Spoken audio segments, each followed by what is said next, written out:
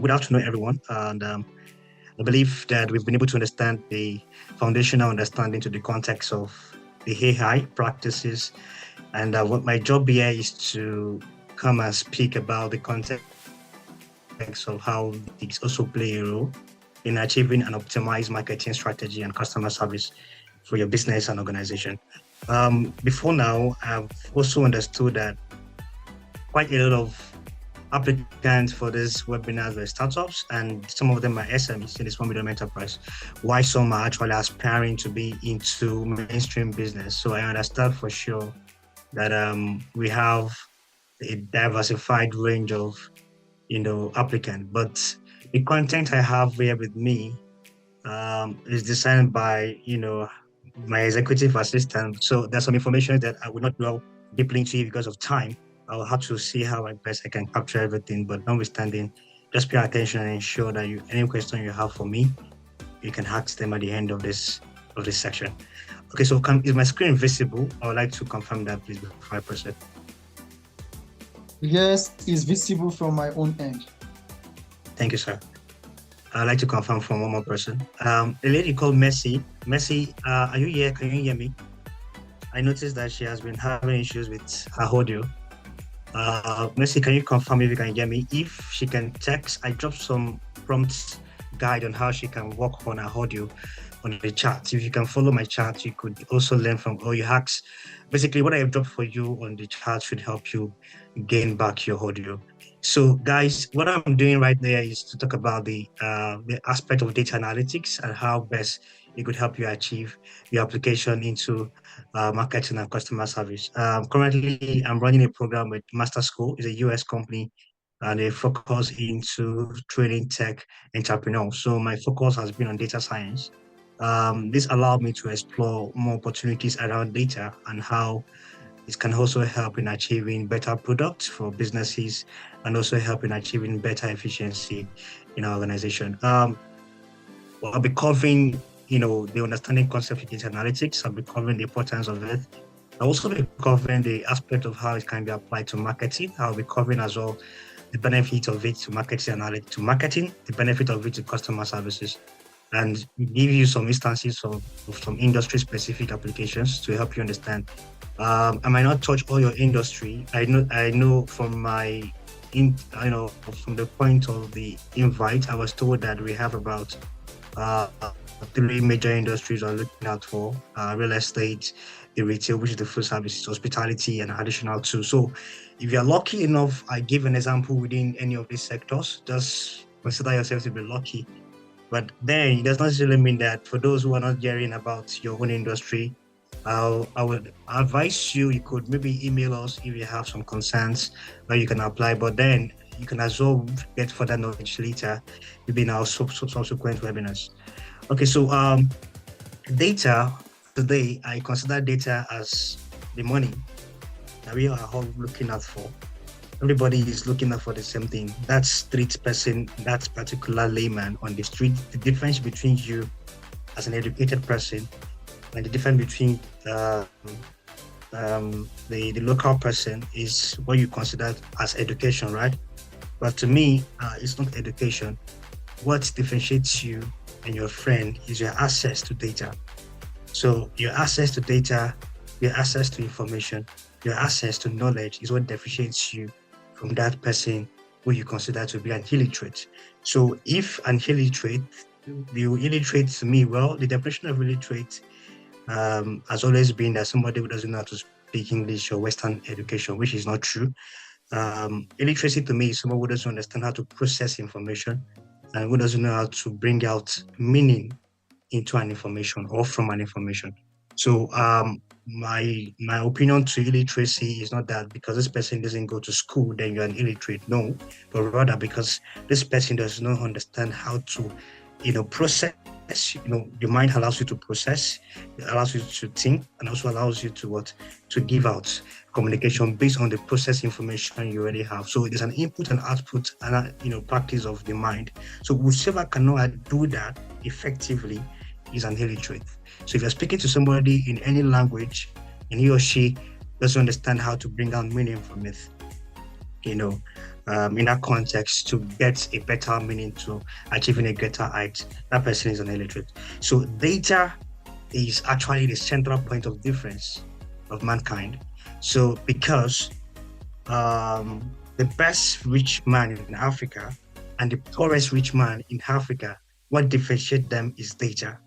Dangote access to data, Dangote access to information is what differentiates him from me, from you.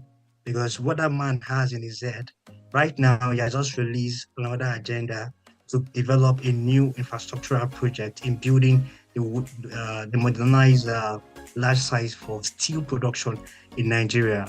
Somebody just completed a refinery, but now is going into investing another $80 billion into developing a steel production plant in Nigeria. So Nigeria will stop importing steel.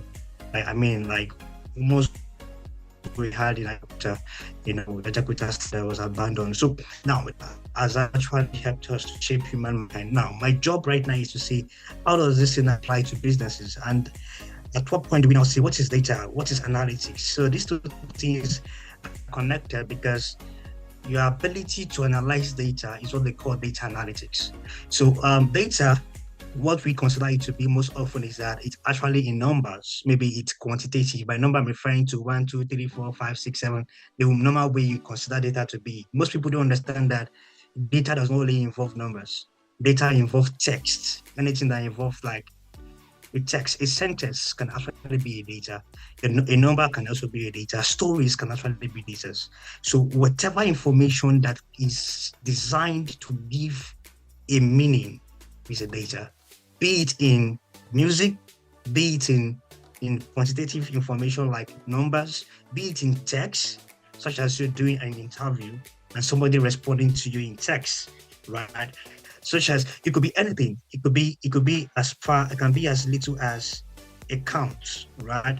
So this is data, and data is money. Yeah, contemporary, business innovators have considered data to be the current currency to growth, because for you to have the highest resources for your business, for you to have the highest revenue growth, you must have access to some data. So those data can either be historical, it can either be present, it can either be future. I'll get this further as we proceed. Okay, so why is data analytics important? Very, very important. How do I minimize this? So I don't have to. Okay. So now, very, very important to you. By you, I'm referring to your business and organizations. For individuals who are aspiring business owners, picture it in your mind. Very soon, you want to become a successful product owner. Either a product owner, you own a business, you're about to launch a new business, whatever it is. How can you leverage data to achieve this? Now, information is the whole of the 21st century, and analytics is the composition of engine that helps you to process that information. Now, in the real estate sector, for example,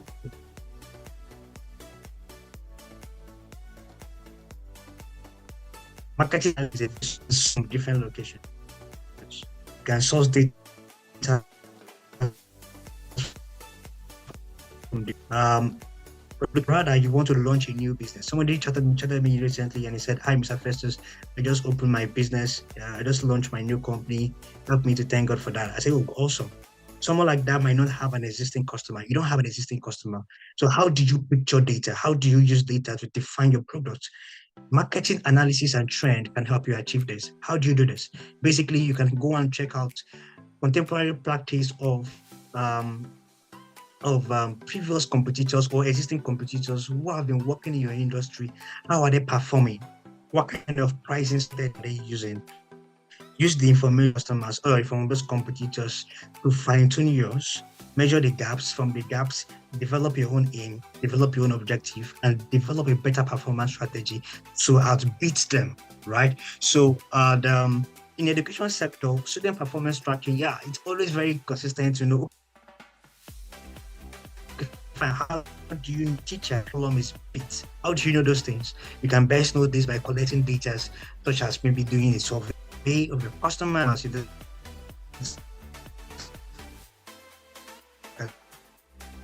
Category, right? Tell you that as to why is this person having a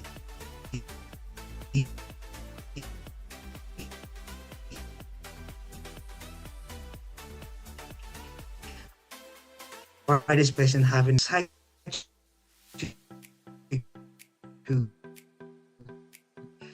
better change to these things. It doesn't just work that you need to have some structure,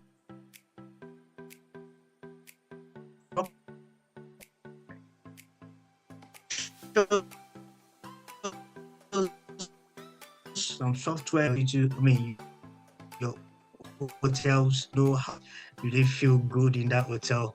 You can get data from the experiences, how to what was the customer service like, how was our food like. All of these questions are pre-designed questions that would get it right. For that, just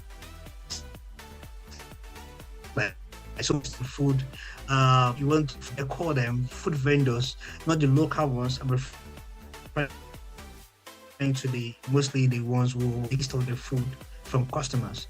And for instance, in fact, even the local ones do the same thing. Sometimes when you go to local vendors or local, they call it mama put, and you'll be like, madam, Oga, how you see my food now? Okay, it's okay. She's actually collecting feedback from you. That lady that is actually asking you from your local put, which is mama put that we know, might not understand the use of software, but the best way she could do it is to ask you real time. Obviously the food do okay, how you take that?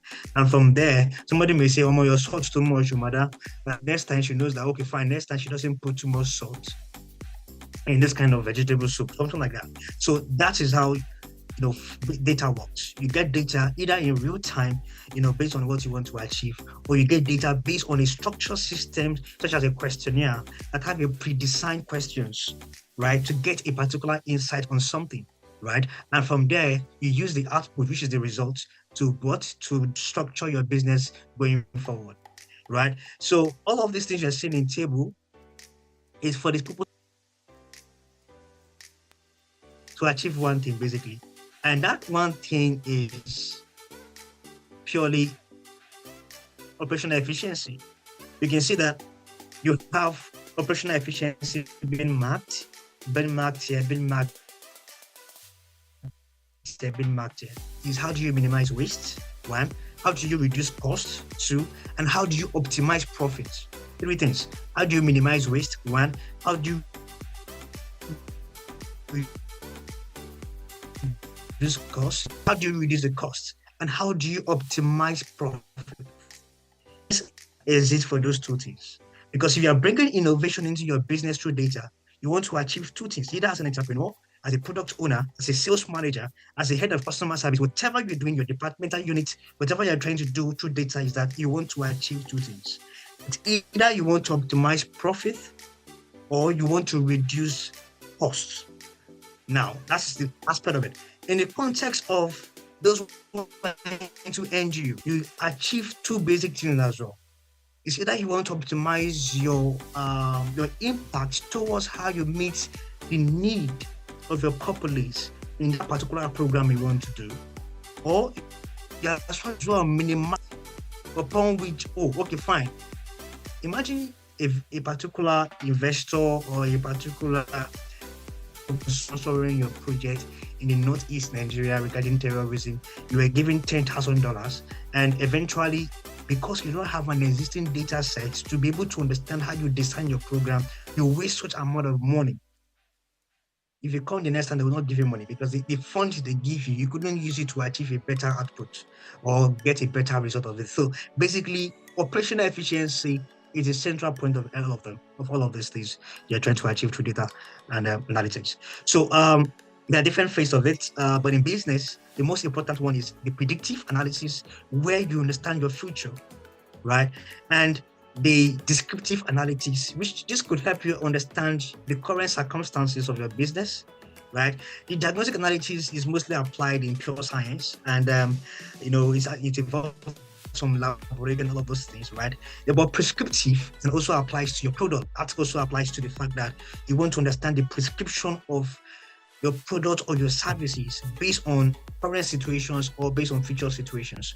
So predictive analysis can best you define, how do you know the kind of sales that will come in the next months?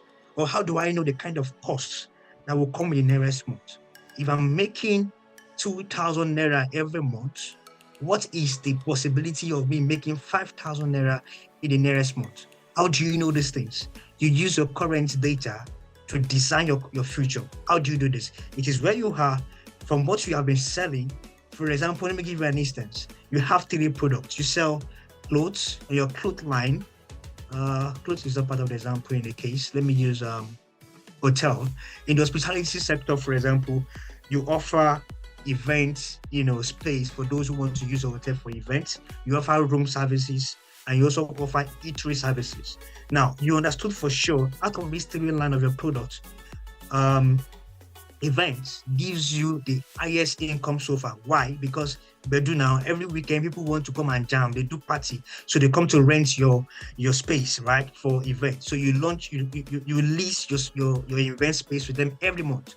That way you come to realize that because of the fact that there's a consistency of purchase in the use of your space, then you have come to realize that, this particular space is giving me such amount of money compared to servicing your room apartment, which people come maybe once in a while, and eatery, which people come to eat in your place once in a while. Then how do you know if these 3 products are giving you 50,000 naira, for example, per month? That's for example, and eventually you want to know what will happen in the nearest future. You can use that current circumstances based on the historical purchase you've had to now predict and say, hey, based on the insight of the numbers of people who have patronized me, and the possibility that we're entering September, October, November, December, the purchases of events will increase. In that end, if I can reduce my particular, event off from what it is, there are problem with you, Jeremy? Am I being heard? Yes, sir. I can hear you. I can hear you. We can hear you. We can All hear right, you. because I think somebody was trying to say something. Maybe I wanted to be sure. So basically, that is how it works. So predictive analytics help you to predict the future on the future occurrence by your business. Most times, this thing also applies. I don't want to go that way, but it also applies to spirituality. Yeah, if you go to a prophet, the prophet tells you, tell me your lineage. How is your forefathers? Did they used to have this kind of issues? Yes. My mother used to have this. My grandfather also had it. From there, the prophet can tell you, the possibility of you having these things is also very high. So it happens that way too. So you can predict the future from your past. So you use current data and your previous data to predict the future, right? That is how predictive analytics work. So in descriptive, that applies in terms of the kind of analysis you're now doing, where you now describe the information, circumstances, demographic, the of that information you have. So the ability for you to define that characteristics.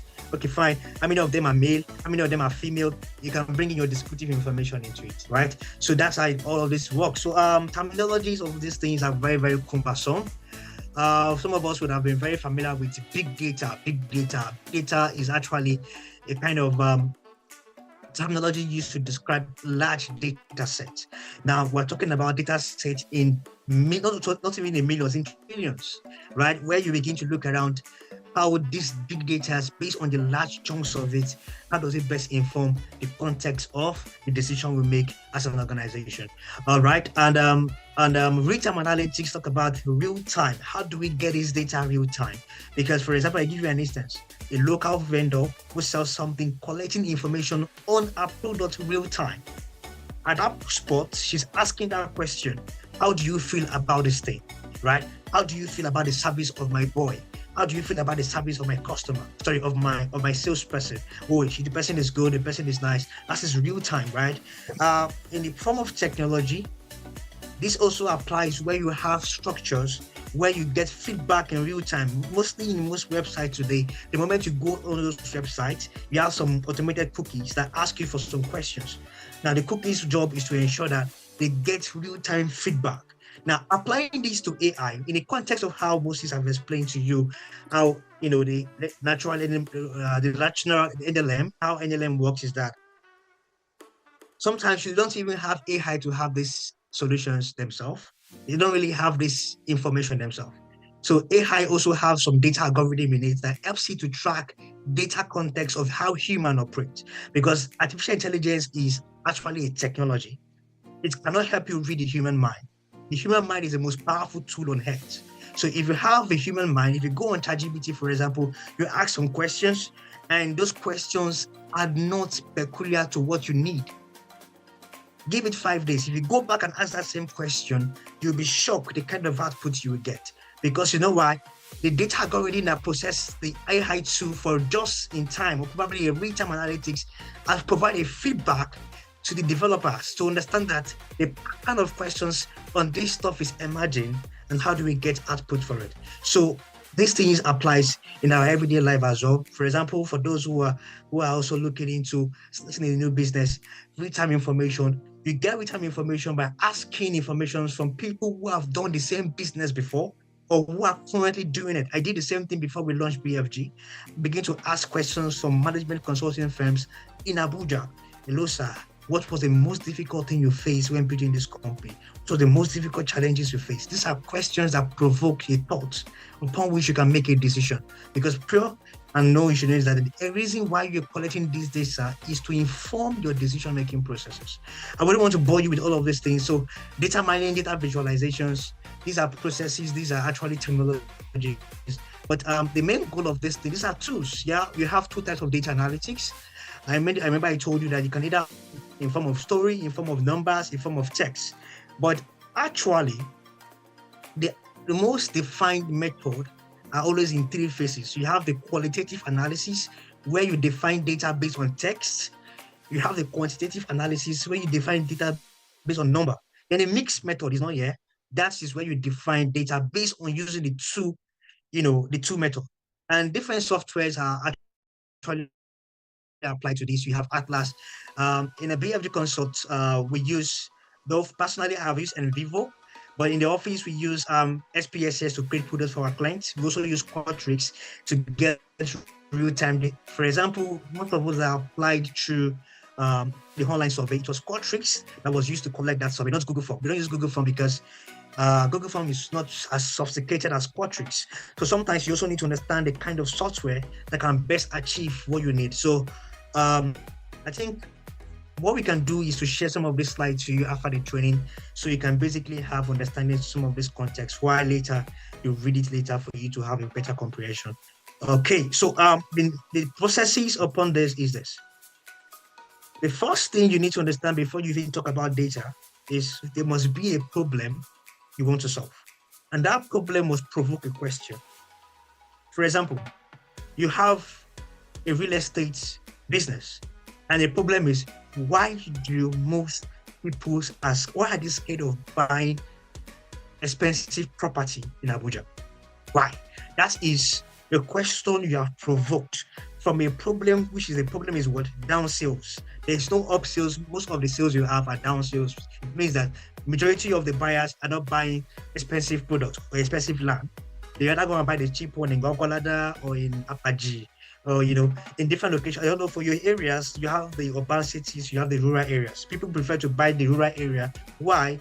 Because it's cheaper, and two, they feel like, man, livelihood there also will be cheaper. So for you as a salesperson or as a startup owner who want to sell products within the urban area, how do you shape their mind, right? For them to understand that your livelihood can also be put into place by considering you to buy, a property in this expensive area. So you provoke a question, why? You collect data, you explore the data, you prepare your data by ensuring that what you have gotten, there's no, maybe double applications, there's no misinterpretation, there's no gap of some of those people who have mixed some sections of questions. You clean your data very well before you now analyze. So by the time you analyze your data, maybe a majority of them could say, in your own mind, for example, you might have thought it's because of money. But out of the results you got, you might be shocked that the reason why they refuse to buy in those expensive areas is probably because of the fear of the unknown. Which was also the fear. The fear is, how are they sure that if they spend this amount of money to purchase this land, Somebody else will not come and say, this land belongs to me.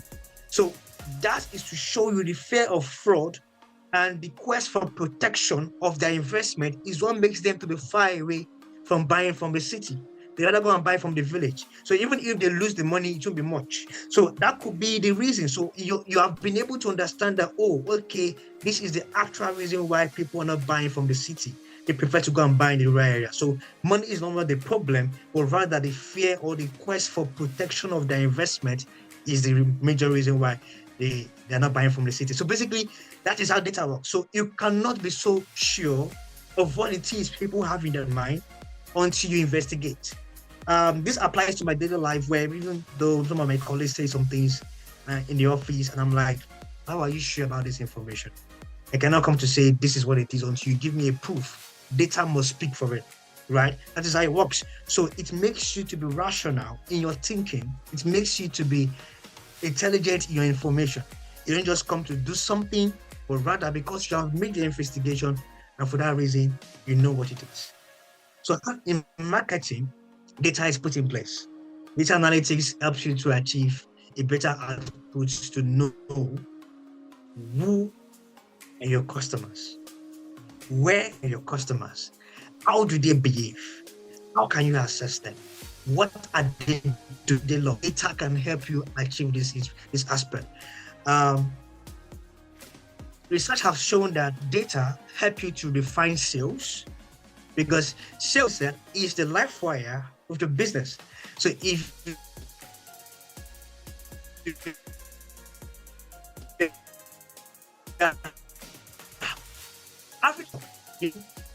you assessing money from your uncles or from your wife, from your families, they give you some amount of money, let's assume 10 million naira, for you to start up that particular game center. You open a game center in your environment, and nobody's coming to play games. What is that? It gives you a frustration, right? It gives you that, what the hell is happening? I've wasted money. So that is how it is. So for you to avoid that frustration, there's a need to understand the essence for you to create a product is to sell them. But not just that, the essence of you creating a product is to solve a problem. So most people feel like, I want to open a business, or I'm in a business because I want to make money. Not true. Money will come. But the essence of you being in business is to solve a problem.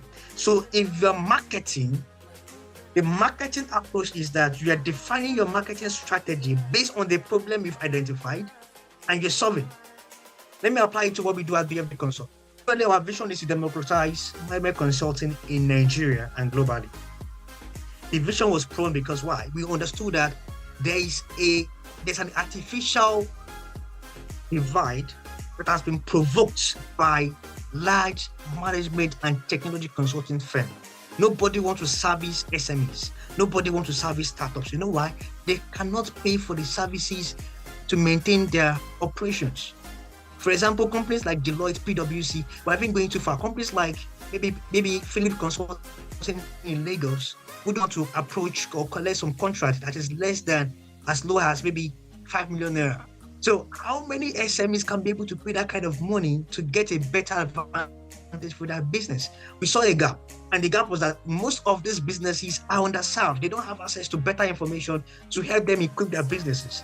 For that reason, there's a need for a consulting firm that can pay attention to them. This is why BFD came to place. So BFD was in an approach to see how can we make that market to my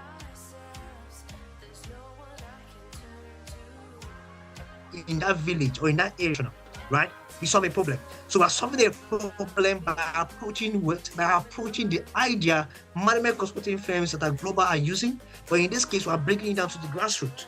And the need is this, because we need to optimize the grassroots.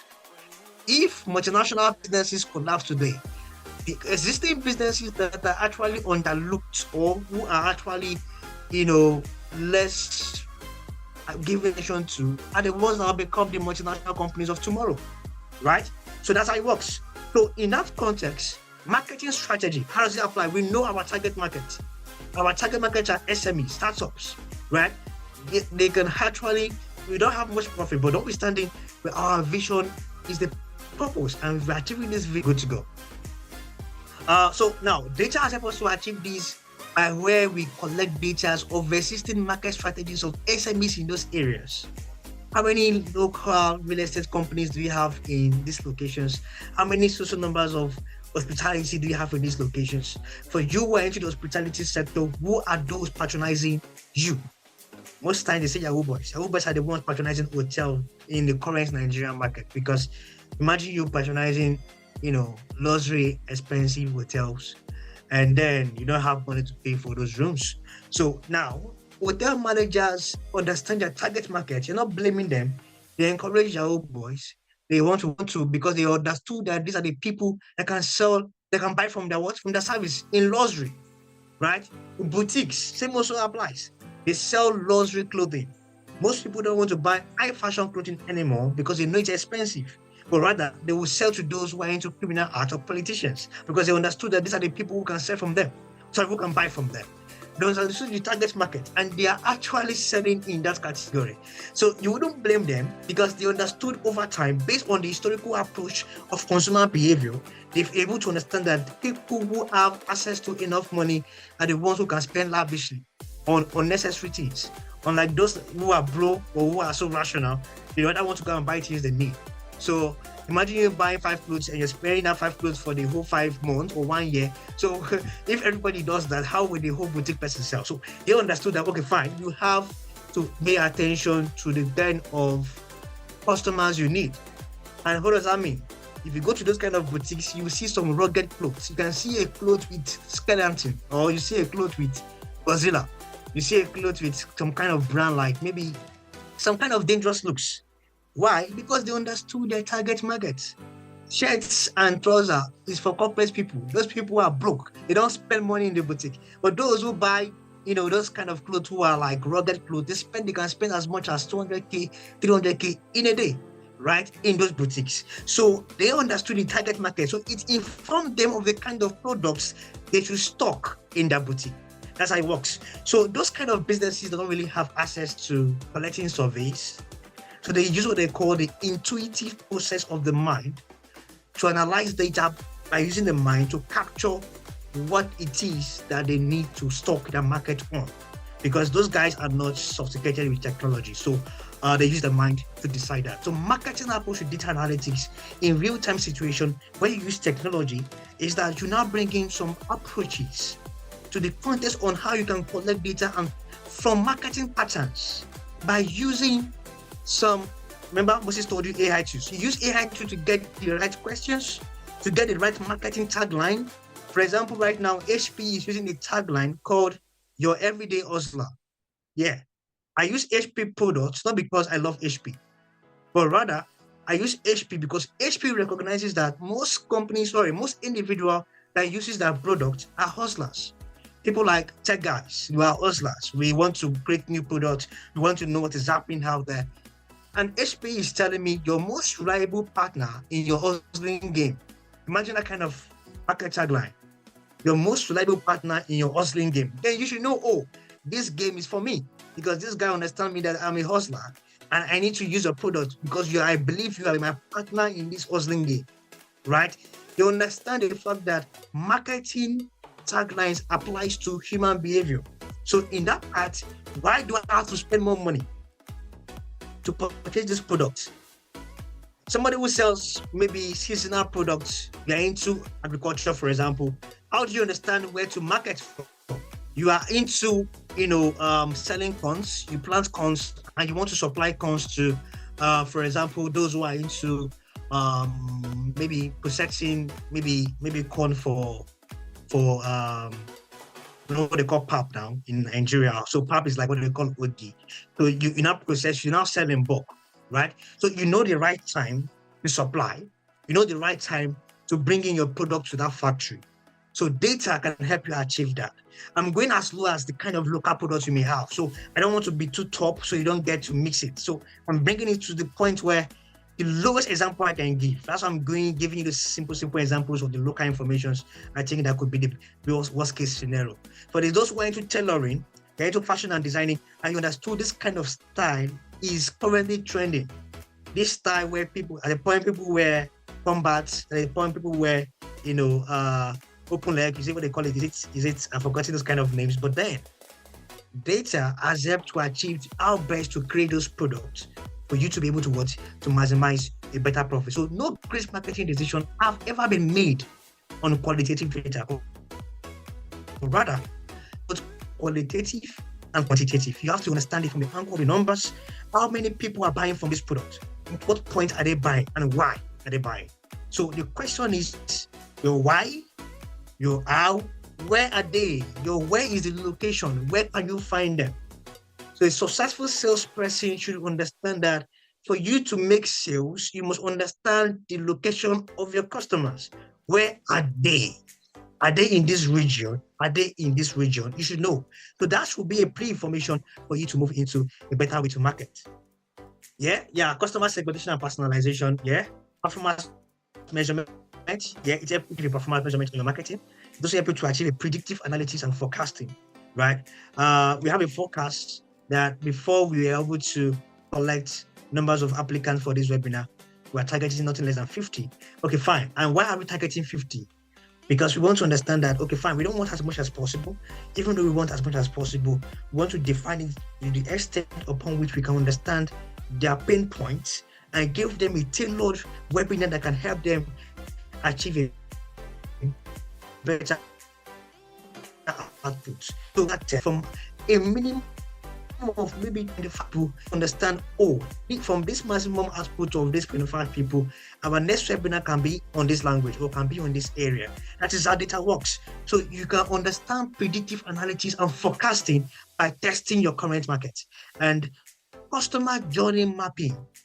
Customer journey mapping simply means the kind of trend or funnel or situation upon which a customer comes to buy from you. You are selling property. Before they come to you to call, hello, am I speaking to Andron Homes, for example? Before they made that call, the first customer journey was either by somebody referring them, hello, I bought a purchase of products of land from this particular real estate company. They can offer you the same service. Yeah, that could be the first customer journey. We call it pre-sales. So in the pre-sales journey, customers either are trying to think about why should I buy from this company. They went to go and check a website. They ask people about you. They are trying to build trust on your product before they end up calling. So take note, for every customer before they call you, just know they have done background check about your business. So if they have a predetermined belief about you, and when they call and you fold their hand with that predetermined belief, they will not call again. This is when you now see things like this. Okay, I'll get back to you. They will not get back to you. We will call them your competitors, because from what they have gathered about you, when they made that call, they did not see that quality of what they gathered. Because it happens. Some businesses have a very good outlook out there. They have a very good website. They have a very good, but the moment you call them to ask some of the internal processes, you don't really have much information, or the contact person they call doesn't know much information about the business. It becomes a problem. So in marketing strategy, before you begin to look into how you can use data to galvanize your marketing advantage, you need to understand your internal team has to be well equipped for them to outsmart and understand the pressure of customer journeys in the real. Examples of company doing this, these are multinational companies, but even as low as companies like maybe these are multinational companies. Let me use for Nigerian company, for example. You have companies like even Zenith Bank. For those who are patronizing Zenith Bank, you have sometimes your emails, maybe in a month or after 2 months, you receive a survey that, hello, thank you for using our app. What can you say about our app? What is the experience of this app? These are information that they're trying to gather. They want to understand that, okay, fine. How are they performing, right? And in the case of marketing, they try to understand the kind of accounts they want to create for. Maybe they want to create a new account, and they could ask you, what is the most possible financial problem you are facing? From there, they know, okay, fine. You want to create a savings account for your children, but there is no account you can use. Then you have another product being created. So Zenith Bank account for kids, right? So in the case of how many of you know, for those who are in Abuja, who knows Vodi? Somebody should just speak. You can unmute. Who knows Vodi? Vodi tailoring. Yeah, I know him. You know Vodi. What's your name, please? My name is Mr. Rachel Matthew. Matthew. Okay, Matthew knows Vodi. Vodi is actually one of the high class, tailor in Abuja. Yes. He sews clothes for presidents. He sews clothes for ministers. He sews clothes for governors. Now, this guy, I've understand his marketing strategy over time with the use of data. He might not even have a technology to collect data from this busy company. Sorry, from this busy, individuals. Imagine you servicing CEOs and governors. You can't be sending them survey to fill your survey for you. You don't have that time. So how do you deal with that? How do you manage that kind of plan? You have to understand the best way to collect data from them is by visiting them often. Visiting them often, you sit down under their tutelage to listen and pay attention to them. You don't have to go and say, okay, Oga, fill this over. No, Oga, you have to this afternoon. Come, I want to see you. That is what the guy uses, a traditional way of collecting data. From there, you understand why do you have to go and buy fabrics from Dubai? Why do you love wearing this kind of fabrics? Why do you like using this kind of fabric? So that way, he understands that his customers prefer to use these fabrics for this kind of style. So he, being a tailor, will best have a better decision on kind of fabrics they like data. So anyhow you want to achieve data in your organization, I don't want to go as far as going to complex and bringing as low as you can using your environment. I know my audience in this webinar, so I wouldn't want to go too large where you now miss it. Ensure your data information. You might not even go as much as being sophisticated because you're not as big as this company as seeing on my screen. These guys use automated systems to ask you for real-time questions. You can go as far as much as you visiting your customers to collect data, right? You can go as far as much as attending programs to collect data. You can go as far as much as asking people who are ahead of you. These are strategies you can use as your open source for data collection for your own kind of product. So if I'm giving you this example for Unilever Coursera, you'll be lost. So this is just for me to bring it down to the level upon which you can understand what I'm saying. For those who are into the travel agency at the same time, travel agency, for travel companies, you need to be sophisticated with technology because you're dealing with people who have to process internet systems for them to apply for schools or whatever. So it means that your own kind of data collection have to be technologically inclined. You have to use pre-designed surveys using either Qualtrics or Google Form to collect data upon why people want to travel or why you want to explore. Not everybody wants to travel because of poverty or because of the Nigerian situation. There are people in the category of that I want to have a better career, and that's why I'm traveling to explore a new market. And that way okay, fine.